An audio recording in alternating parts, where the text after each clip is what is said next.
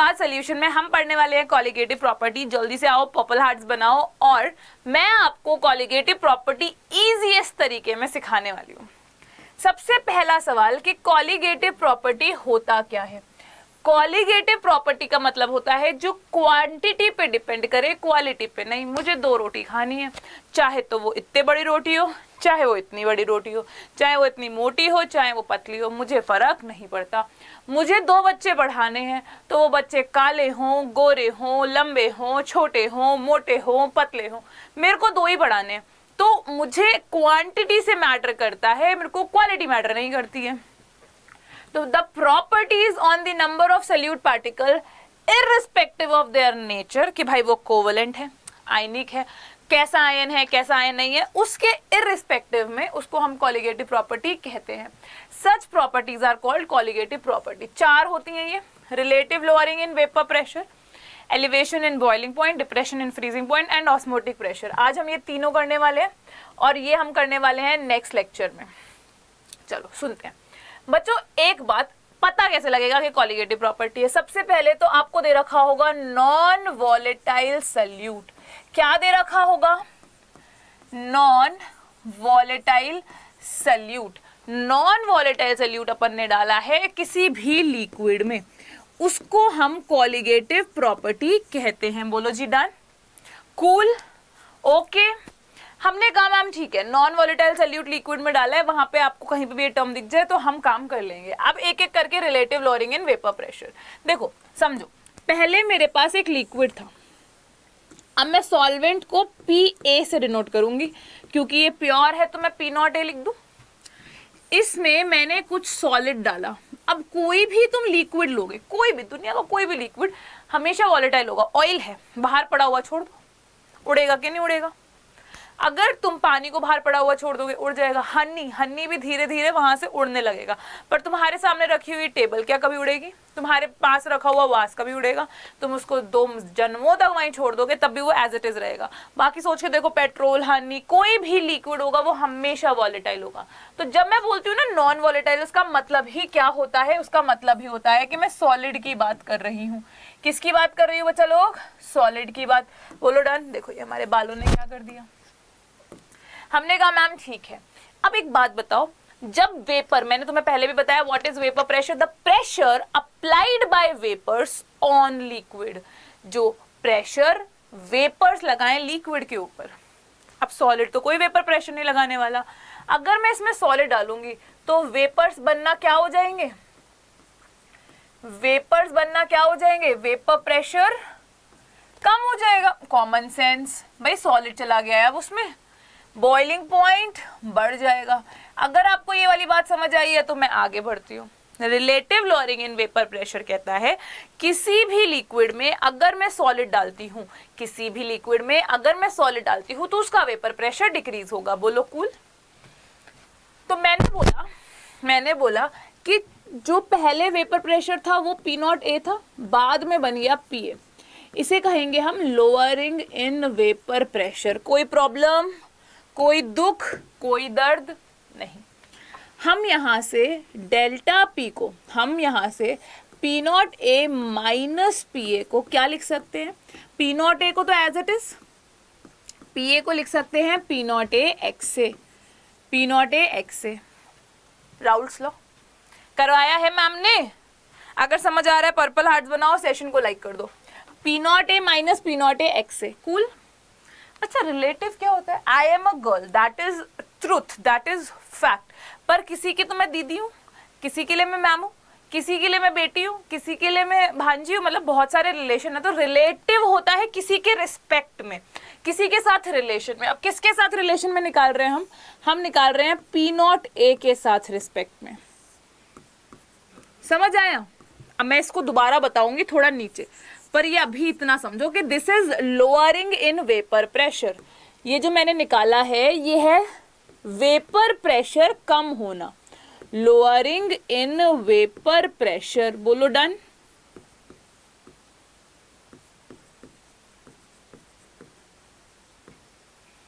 हमने कहा ठीक है मैम। अच्छा चलो, P0A माइनस PA, यहां से P0A कॉमन ले लूं, ये हो जाएगा 1 माइनस एक्स है, that can be written as x B. क्या लिख सकते हैं हम इसको? X B. तो P naught A minus P A is equals to P naught A x B. अब मेरे को रिलेटिव लोअरिंग चाहिए, तो मैं यहाँ रिलेटिव लोअरिंग निकालने के लिए क्या करूँगी मेरे बच्चों? हमने बोला हम इसमें यहाँ कर देंगे पी नॉट ए से divide, P naught A minus P A upon P naught A equals to P naught A x B. अब कुछ बातें ध्यान देने वाली बातें, चलो ध्यान दो, इंपॉर्टेंट फैक्ट्स। अगर आपको कहीं पर भी STP दे रखा है, अगर आपको कहीं पर भी STP दे रखा है, आप यहाँ पर प्रेशर को 1 atm ले सकते हो, 1.01325 बार ले सकते हो, या 760 mm Hg ले सकते हो। अगर आपको वाटर दे रखा है तो ये चीज़ें फिक्स हो जाएंगी, ये एग्जामिनर छुपा कर देगा और आपको आना चाहिए। Take a screenshot. हट गए हम, आराम से देखो यहाँ तक समझ आया, और इस फॉर्मूले को डब्बे में डाल लेते हैं। डाल दें P naught A minus P naught ए, इसको नहीं मैम, इसको कैसे डब्बे में डालेंगे? पहले कटिंग कर दो, दोनों साइड पी नॉट ए से डिवाइड करके, पी नॉट ए से पी नॉट ए गया तो फाइनल फॉर्मूला बनता है P naught A minus P A upon P naught A equals to x B. इसको सॉल्व कर लेना, मैं इतना ही छोड़ रही हूँ, वरना हम ऐसा कर सकते हैं कि जो सॉलिड है वो बहुत कम होता है तो उसको नेग्लेक्ट कर रहे हैं, पर मैं नहीं करना चाह रही। जब आपको लगे वो सॉलिड में जो मोल्स ऑफ सॉलिड है वो बड़े कम है ना, तो डिनोमिनेटर में से हटा देना, आप ये याद रखो। हो गया। नेक्स्ट आता है, अच्छा चलो मेरे को कॉमन सेंस, अगर मैं पानी में नमक डालती हूँ तो क्या होगा? फ्रीजिंग पॉइंट कम के ज़्यादा। पहले जो पानी 0 डिग्री पे फ्रीज हो रहा था वो अब और कम टेम्परेचर पे होगा, मतलब माइनस में कुछ जाके होगा। समझाओ क्यों? मैं समझाती हूँ। तुम्हें पता है जहाँ जहाँ बर्फ पड़ती है वहाँ ना, जब रोड साफ करनी होती है तो वहाँ पे क्या डाल देते हैं? नमक डाल देते हैं। क्या होता है? वो बर्फ पिघल जाती है। सपोज आसपास का टेम्परेचर था -2 डिग्री, मैंने उसका फ्रीजिंग पॉइंट 4 डिग्री कर दिया, पिघल जाएगी। 4 डिग्री तो है ही नहीं आसपास। ऐसे ही बॉइलिंग पॉइंट बढ़ जाता है, फ्रीजिंग पॉइंट घट जाता है। सॉलिड डालने से फ्रीज लेट होता है, बॉइल भी लेट होता है। बॉइलिंग पॉइंट में एलिवेशन आता है। जो हमारे पास बॉइलिंग पॉइंट था वो किसी भी प्योर सब्सटेंस का, किसी भी प्योर सब्सटेंस का प्योर बॉइलिंग पॉइंट, किसी भी सब्सटेंस मतलब सॉल्वेंट का, क्योंकि भाई सॉलिड थोड़े बॉइल होते हैं, is equal to T naught B. Done, cool, okay, ये समझ आया। हर्ट्स, pure boiling point T naught B, फिर boiling point of solvent in solution, boiling point of solvent in solution, ये हो जाएगा टी। ये क्या हो जाएगा? टीबी, हाँ या ना?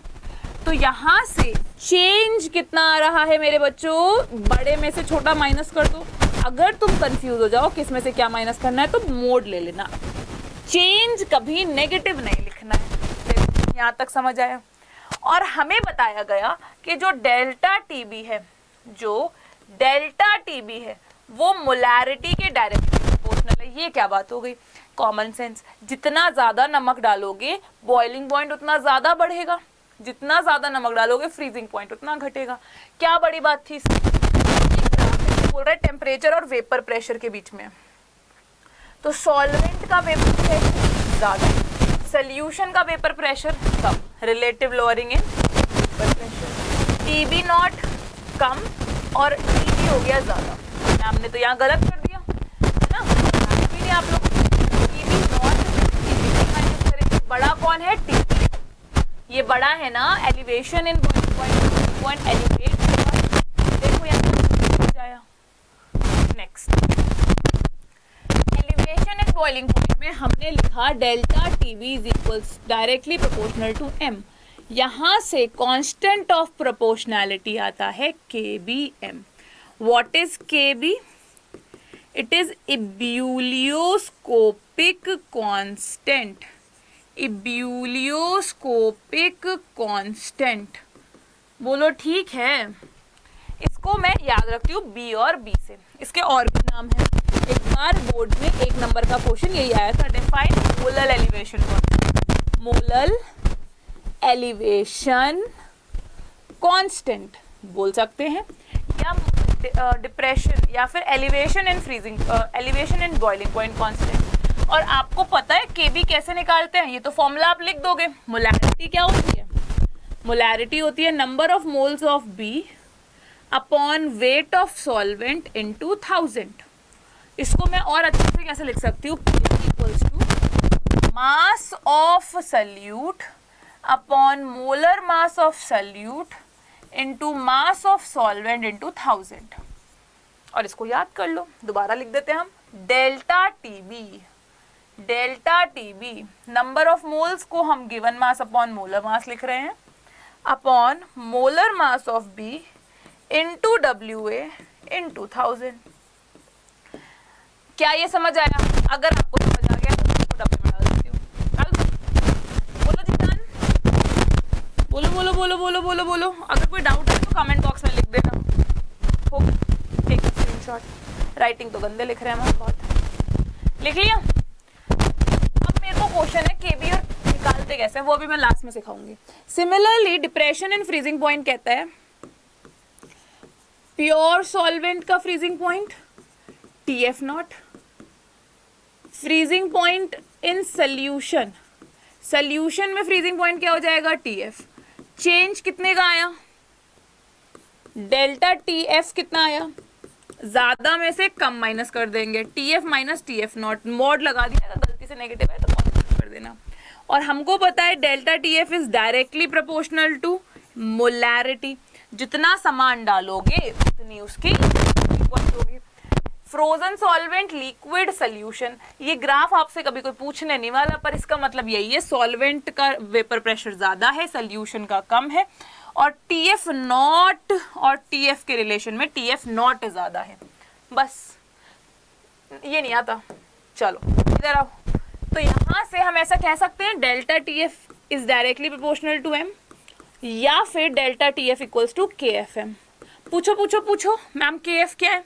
अब KF बताती हूँ, पहले लिखो। डेल्टा TF को मैं क्या लिख सकती हूँ? KF into molarity. Molarity is given mass of solute, molar mass of solute, solvent into 1000। Same ही तो है, डब्बे में डालो। अब KF के क्या क्या नाम होते हैं बताओ? इस KF को हम क्या नाम दें? जो KF है वो है क्रायोस्कोपिक कांस्टेंट। जब भी कुछ ठंडी ठंडी सर्जरी होती है ना, क्रायोस्कोपिक कहते हैं सर्जरी उसको।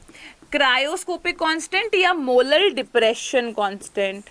Molar depression constant. बोलो डन। आराम से देखो, यहाँ तक कोई प्रॉब्लम है?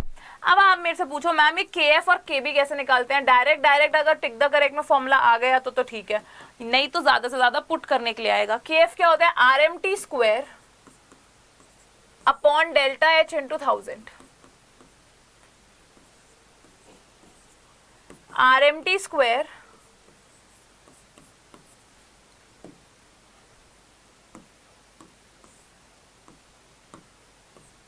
Upon delta H into 1000। अब मैं तुम्हें समझा देती हूँ।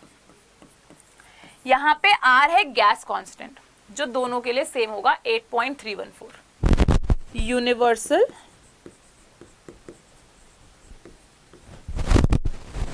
गैस कांस्टेंट जिसकी वैल्यू होगी 8.314 जूल पर मोल पर केल्विन। Learn it. उसके बाद M है मोलर मास, जिसका भी निकाल रहे हो सॉल्वेंट का मोलर मास। T क्या है? यहां पर है फ्रीजिंग और यहां पर है बॉइलिंग। वाटर की बात करें तो फ्रीजिंग होगा 273, बॉइलिंग होगा 373। डेल्टा H फ्रीज करते वक्त क्या होता है? फ्यूजन। ये होगा वेपराइजेशन। बस पुट कर देना, मुश्किल नहीं, आराम से देख लेना और स्क्रीनशॉट ले लेना। कुछ क्वेश्चंस हैं वो कर लेते हैं। एक तो आप ये क्वेश्चन ट्राई करो, ये क्वेश्चन और ये क्वेश्चन कराऊं? चलो आराम आराम से पॉज करो और इन क्वेश्चंस को करो, मैं सिखा देती हूँ। एनसीईआरटी नॉन वॉलेटाइल सॉल्यूट देखते ही मुझे पता लग गया कि यहाँ पे तो कुछ ऐसा होने वाला है जो कॉलीगेटिव प्रॉपर्टी से रिलेट होने वाला है। मैं पहले गिवन लिखूंगी। मोलर मास कितना दे रखा है? 40 gram, which should be dissolved in 114 gram of octane. Given mass of octane कितना दे रखा है? 114 gram. To reduce its vapour pressure by 80%, reduction in, मैंने लिख लिया है गिवन। क्या आप लोगों ने इतना लिख लिया है? हो गया है? नहीं हुआ? पॉज करो, आराम से करो, कोई जल्दबाजी नहीं है। 1 मिनट, कुछ तो हुआ है ये।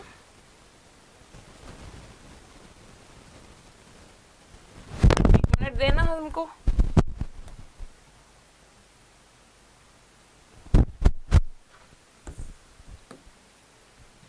ये तो सब डिलीट हो गया।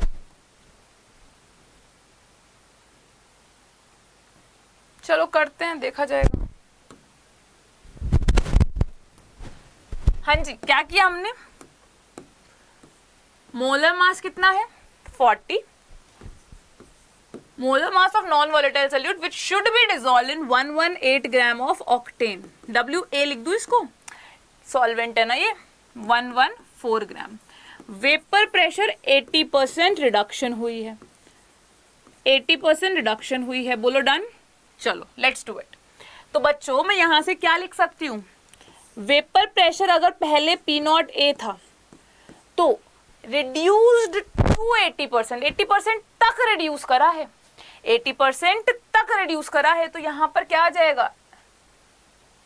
अगर ये 100 था तो ये 80 आ जाएगा। P0A का 80% बचा है अपॉन टोटल। P0A से तो वो कैंसिल हो जाएगा, into XB, number of moles of B upon number of moles of A plus number of moles of B। Solve करो पॉज करके, pause it and solve it.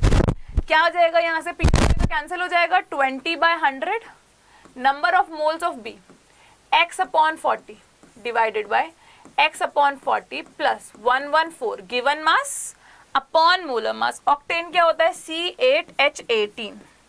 Solve करेंगे 8 into 12 plus 18 into 1, that makes it 8 2 6, 196 plus 18 114, 114। तो ये बन जाएगा 20/100 x upon 40 upon x upon 40 plus 1। Solve करेंगे इसको 5 पे, 5 को इधर भेज दो, बाकी सबको उधर भेज दो। x/40 plus 1 equals to 5x/40। ये कटेगा 8 पे। हाँ बोलो। हाँ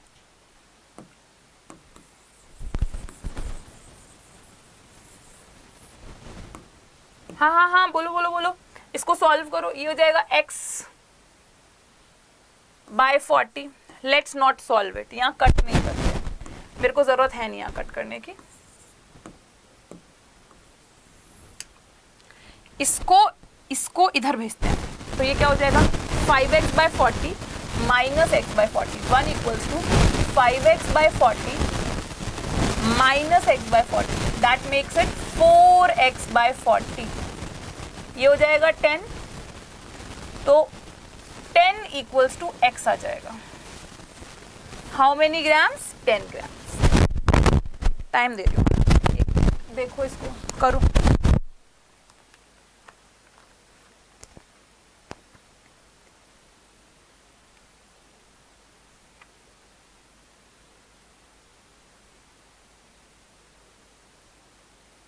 डन एवरीवन? चलो आगे बढ़ते हैं। अगला इजी है, क्वेश्चंस ये भी आसान है। केन शुगर की फ्रीजिंग पॉइंट दे रखा है, फ्रीजिंग पॉइंट ग्लूकोज का दे रखा है, प्योर वाटर का पूछा। स्टार्ट करते हैं। 5% solution by mass of cane sugar. Part A, cane sugar की बात हो रही है और 5% दे रखा है। जब क्लास पहली क्लास ली थी तो मैंने लिखा था, लिखो given mass of solute is 5 grams, given mass of solvent is 100 gram, given mass of solution is 100 gram, given mass of solution solution is 100 gram, given mass of solvent is 95 gram. देखो आराम से हो गया. Has freezing point delta TF. अब बताओ ये not they रखा है या TF दे रखा है? दिमाग कॉमन सेंस है. सोल्यूशन का दे रखा है 271 के.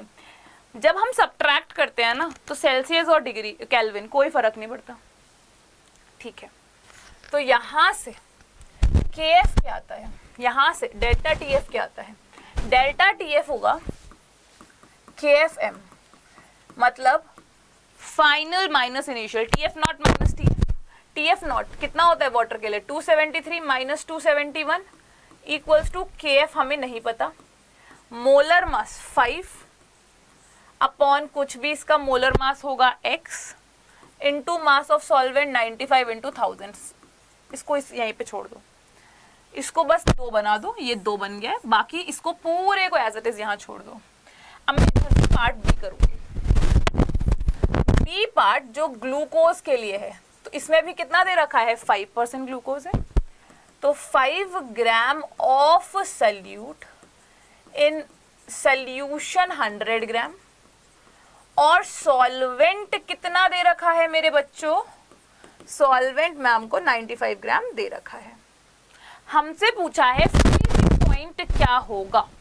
वाटर का जब 273.15 है, मैंने अप्रोक्सीमेट कर दिया है, तो यहां से आ जाएगा TF नॉट मतलब 273.15 minus x equals to KF. Water है, KF होता है सॉल्वेंट के लिए, और अगर वाटर है तो KF सेम होगा into molar mass into 95 into 1000.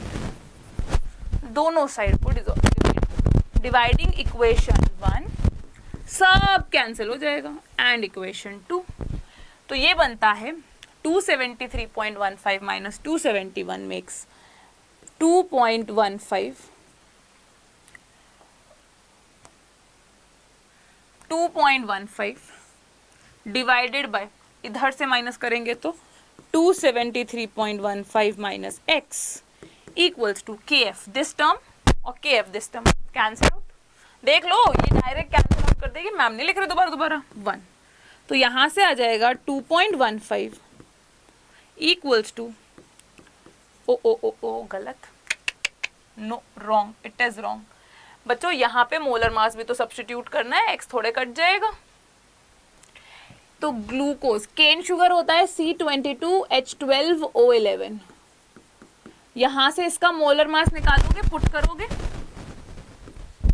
और यहां से इसका मोलर मास पुट करोगे और फिर डिवाइड करोगे. बाकी सब कट जाएगा है ना, माइनस x, और इधर बचेगा m है इसका नीचे और इसका MB ऊपर चला जाएगा. MB by MA. मुझे इसका आंसर कमेंट बॉक्स में बताना आराम से सॉल्व कर. मैं टाइम दे रही हूँ, 10 सेकेंड दे रही हूँ. इतना देखो, बताओ. ये है स्टेप 1, ये है स्टेप 2 और ये है स्टेप 3.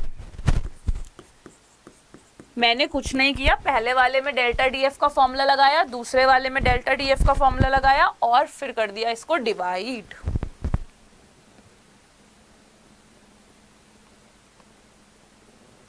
डिवाइड कर दिया, बाकी सब कैंसिल हो जाएगा. मोलर मास निकाल के कैलकुलेशंस तुम कर लेना.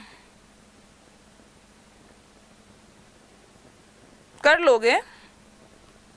मुझे आंसर कमेंट बॉक्स में चाहिए. तुम करते तो हो नहीं हो, क्योंकि क्या करोगे ना, बोर्ड्स वाले बच्चे हैं. बोर्ड्स वाले बच्चे तो वैसे भी सीरियस नहीं होते पढ़ाई के लिए. ये क्वेश्चन पढ़ो आराम से, तसल्ली से. क्वेश्चन क्या कह रहा है, बहुत ध्यान से सुनेंगे, बहुत ध्यान से. ठीक, क्वेश्चन कह रहे हैं कि 2 एलिमेंट्स है A और B. फॉर्मूला दे रखा है AB2 and AB4. AB2 and AB4. एक बंदे का अगर 1 ग्राम लेते हैं तो 2.3 केल्विन, अभी 2.3 डिग्री सेल्सियस या केल्विन कुछ भी लो, बात वही है. और 1 ग्राम AB4 लेते तो 1.3 डिप्रेस होता है. मोलर डिप्रेशन कांस्टेंट KF की वैल्यू दे रखी है.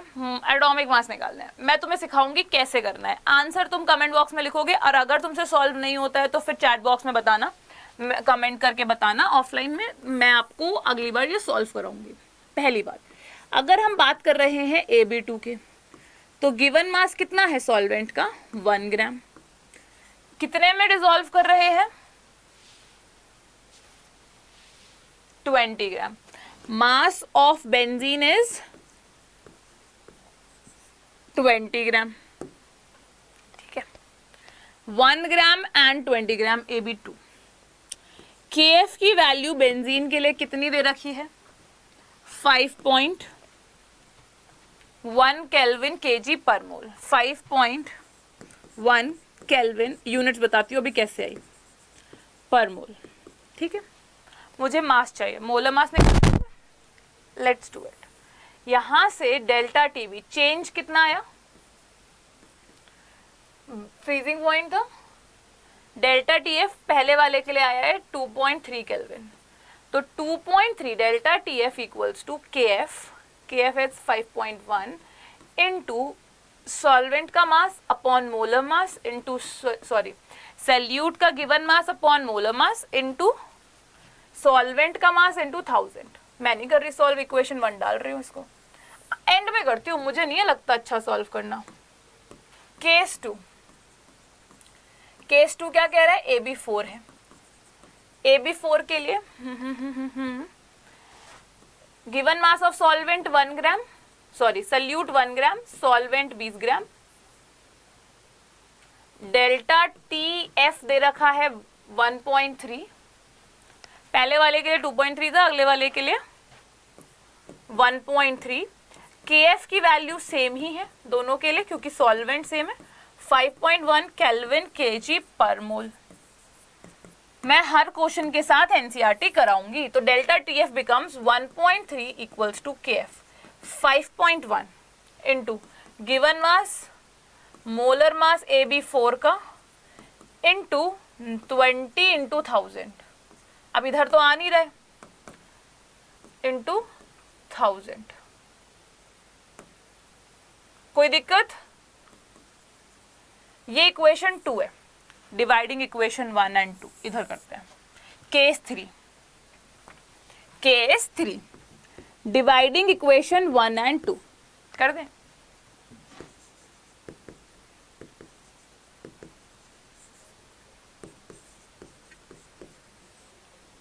ठीक, 2.3 को 1.3 से कर दें,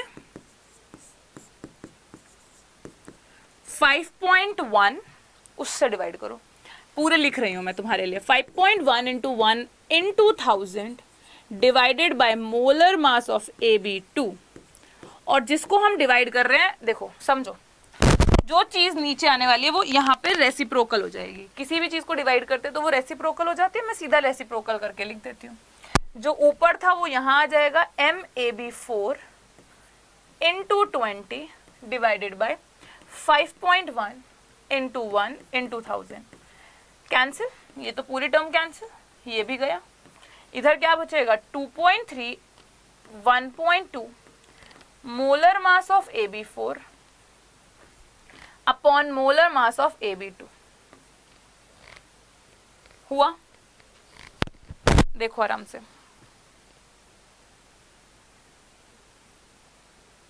नहीं ऐसे आंसर नहीं आएगा, नहीं ऐसे आंसर नहीं आएगा, हमें दो इक्वेशंस अलग अलग निकालनी पड़ेगी, इससे आंसर नहीं आएगा। हमें दो इक्वेशंस अलग अलग निकालनी पड़ेगी, पहले वाले को सॉल्व करेंगे। रुको थोड़ा टाइम दो।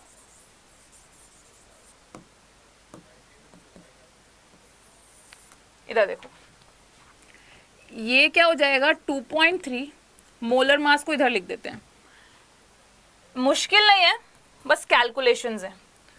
मोलर मास को इधर लिखा, इट बिकम्स 5.1 इंटू 1000, 0 से 0 गया, 2 से ये 500 पे गया, 5.1 इंटू 50 डिवाइडेड बाय 2.3, ये है मोलर मास AB2 का। कैलकुलेटर से कैलकुलेट करो। मोलर मास AB4 का क्या आने वाला है, मोलर मास तो ये हो जाएगा 1.3 into 5.1 into 1 divided by MAB2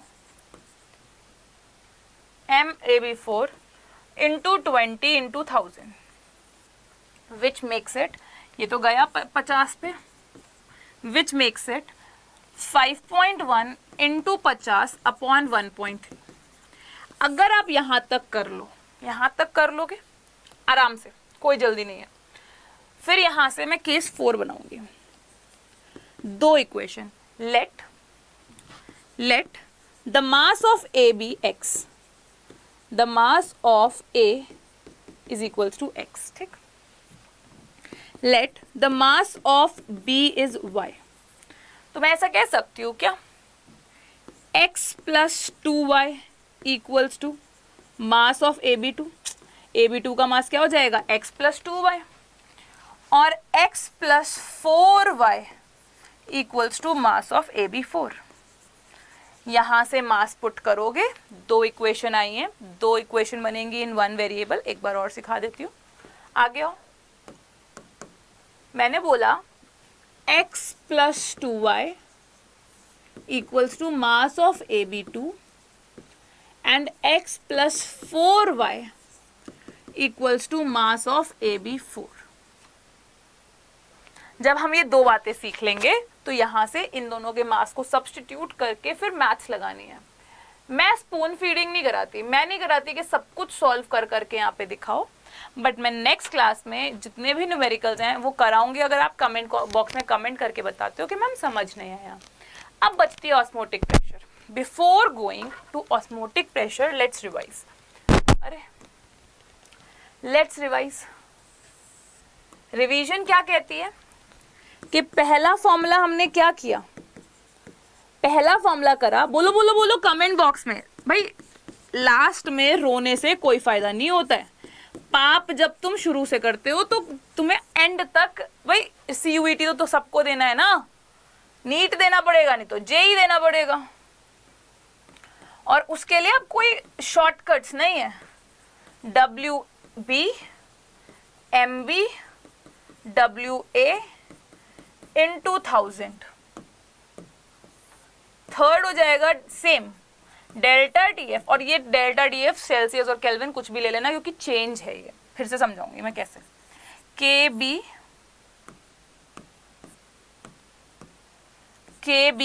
into WB, अब यहाँ पे आ नहीं रहा, into 1000, इन दोनों को ज्यादा जगह दे दी मैंने, upon MB into WA।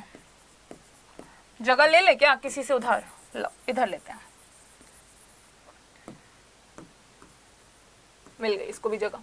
Delta TB equals to KB WB MB WA into 1000।